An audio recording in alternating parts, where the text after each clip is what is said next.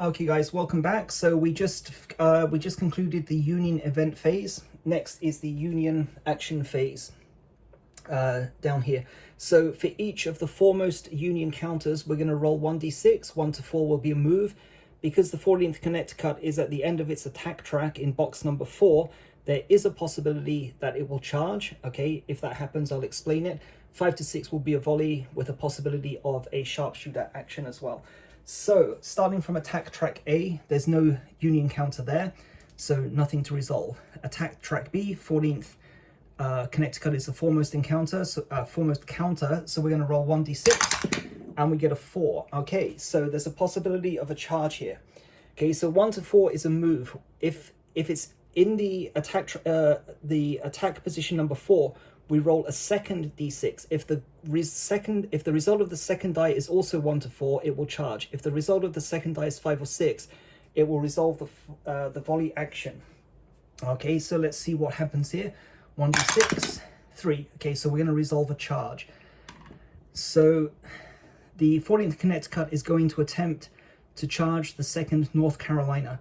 We're going to roll 1d6 for the 14th Connecticut and add the result to its cohesion of 2, and we're going to roll 1d6 for the 2nd North Carolina and add the cohesion, add that result to the cohesion. So in all likelihood, the 2nd North Carolina is going to win this.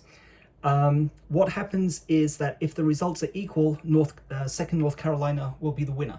If the Union attacker is higher, the Union counter loses 1 cohesion and the defending Confederate counter loses 1 cohesion. If the 14th Connecticut result is lower, then only the 14th Connecticut will lose 1 cohesion point. So we're going to roll 1d6 first for the 14th Connecticut. Okay, well, that's an automatic failure then. So that's 1 plus 2 is 3. 2nd North Carolina has a cohesion of 5, so we don't need to roll a second d6. 2nd North Carolina wins.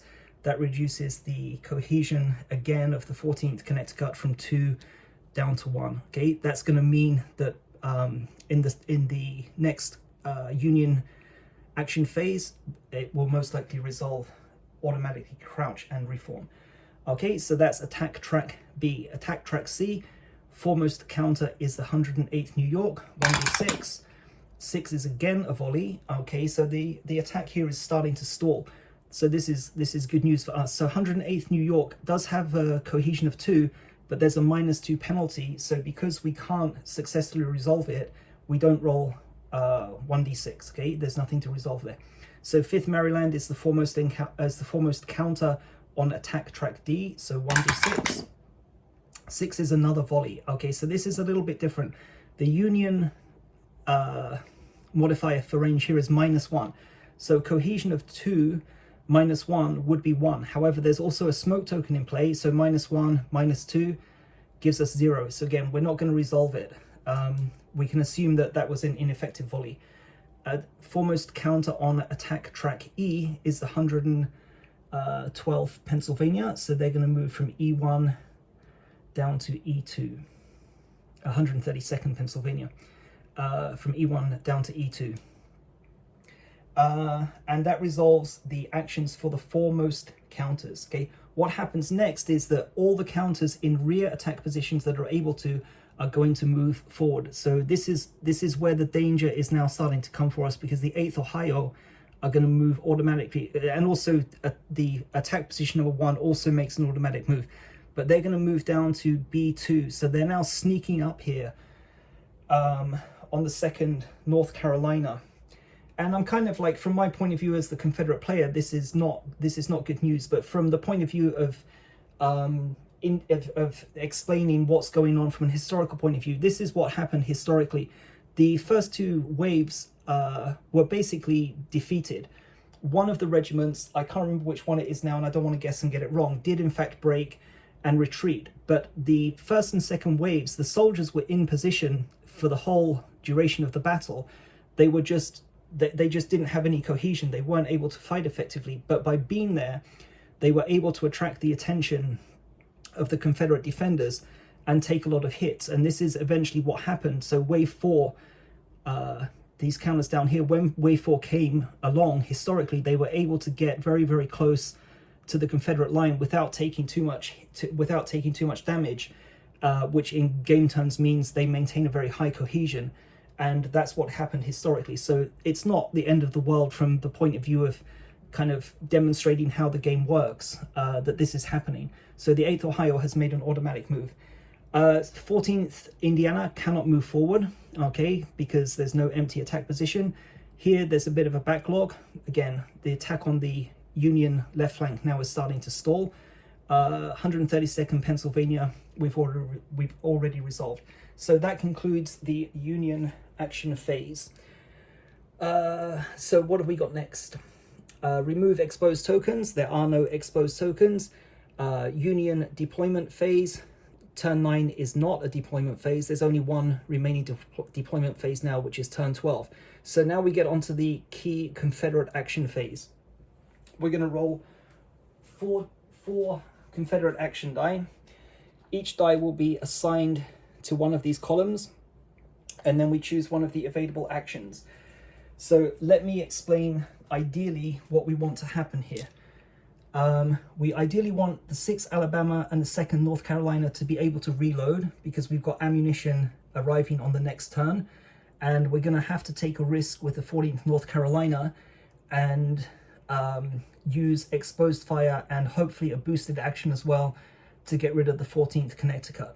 We do have an orders token, so we can redeem that, and if possible, that will give, if needed, that will give us a reroll. So 4d6 to determine the Confederate action. Okay, so we're going to take the reroll of the 1, obviously, but let me just assign these ones quickly. Okay, so we've got a 3, a 4, and a 6. Okay, we're going to discard the orders token. There's no limit on the number of orders tokens, so that just goes back into the stock. Then this one we're going to re-roll, and we get a 3. Okay, so let's see what choices we have.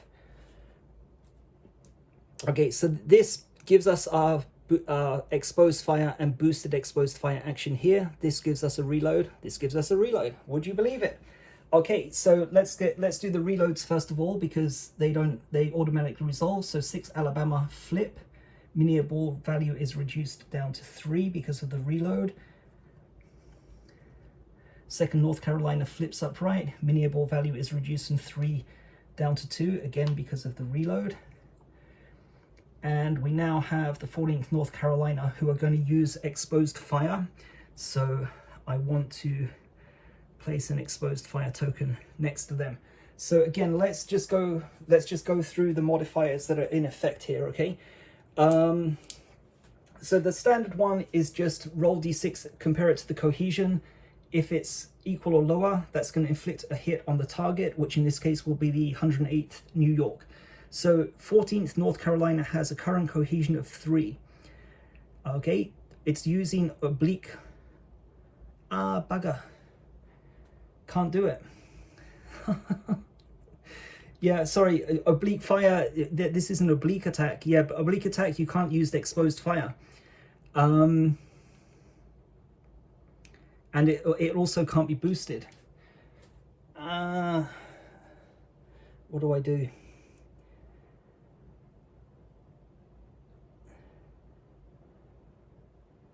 I'm going to have to take a risk. It's a wasted die. There's a smoke token as well.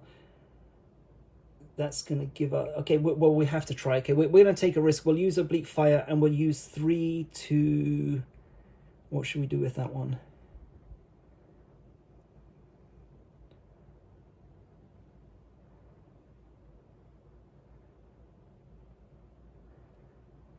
Yeah, we're going to do an inspire. So we're going to inspire the 4th North Carolina here, because there's a lot of weight coming down on that position. So let's do that first, okay? So this is a simple cohesion check. Cohesion is 4, so 1 to 4 is success, 5 or 6 is a miss.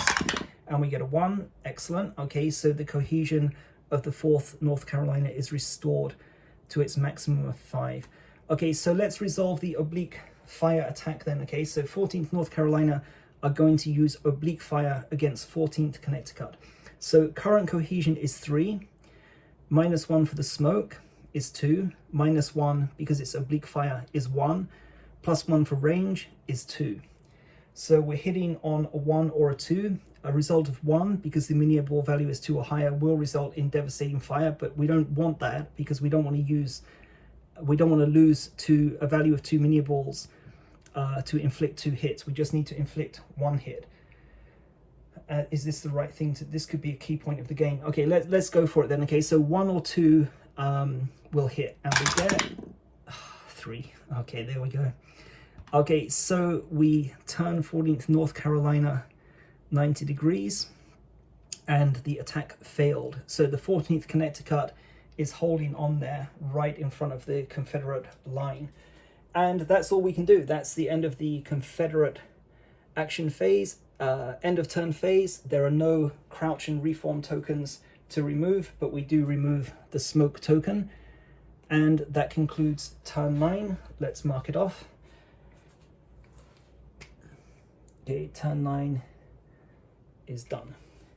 Okay, so see you in the next video, and we'll go through turn 10.